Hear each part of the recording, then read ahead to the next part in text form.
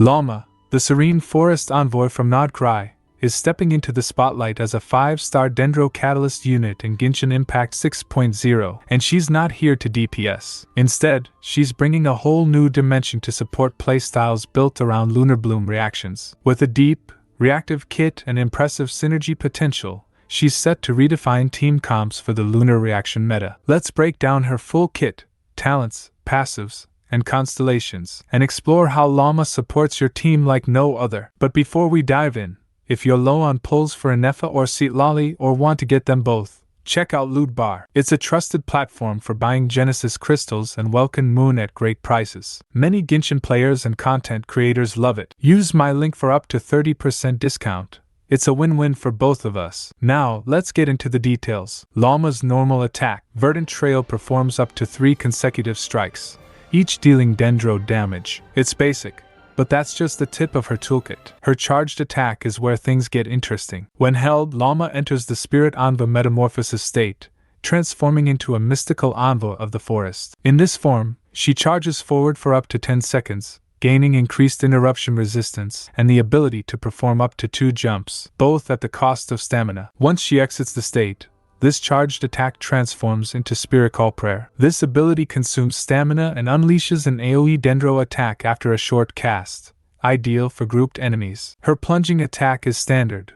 Leaping from midair, she gathers Dendro power to slam down and deal AoE Dendro damage. Lauma's elemental skill is called Runo, Dawnless Rest of Karsikko, and it summons a Peregrination of Linnunrata, depending on whether you tap or hold the skill. When you tap skill button, Lauma performs a Hymn of Hunting, dealing AoE Dendro damage. When you hold skill button, this version requires at least 1 Verdant Dew. Lauma consumes all available dew to perform a Hymn of Eternal Rest, hitting enemies twice, once with regular AoE Dendro DMG and once with Lunar-Bloom DMG, a special reaction-specific modifier. Each dew consumed gives her 1 Moon Song stack, with a max of 3 per cast. What's more, her skill, as well as attacks from Linnunrata, apply a 10-second Dendro and Hydro Resistance debuff to enemies. This significantly improves team-wide reaction damage. Her elemental burst, Runo, All Hearts Become the Beating Moon, is Lauma's most defining feature. Casting it grants her 18 stacks of Pale Hymn,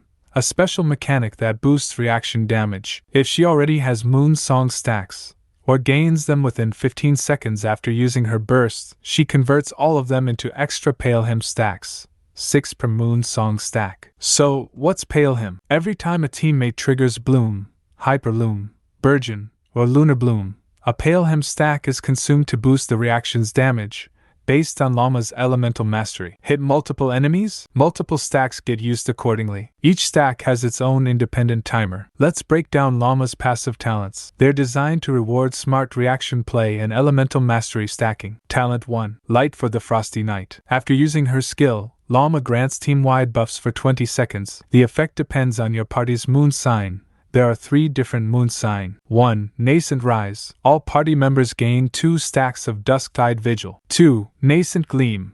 All party members gain 1 stack of Dusktide Vigil and 1 stack of Moonlight Prayer. 3. Ascendant Gleam. All party members gain 2 stacks of Moonlight Prayer. Talent 2. Cleansing for the Spring. Each point of elemental mastery Lauma has will give her the following bonuses. Damage dealt by the Peregrination of Linnunrata summoned by her elemental skill Runo, Dawnless Rest of Karsikko, is increased by 0.04%. The maximum increase obtainable this way is 32%. The cooldown of her charged attack Spirit Envoy Metamorphosis is reduced by 0.02%. The maximum reduction obtainable this way is 20%. Talent 3. Moon Sign Benediction, Nature's Chorus. When a party member triggers a Bloom reaction, it will be converted into the Lunar-Bloom reaction. With every point of elemental mastery that Lauma has, increasing Lunar-Bloom's base damage by 0.0175%, up to a maximum of 14%. Additionally, when Lauma is in the party's moon sign will increase by 1 level. Talent 4. Prayers for the Forest. Displays the location of nearby resources unique to Nodcry on the minimap. Additionally, Lauma appears to have a special affinity with small animals affected by Kavaki. Lauma's constellations greatly amplify her support potential,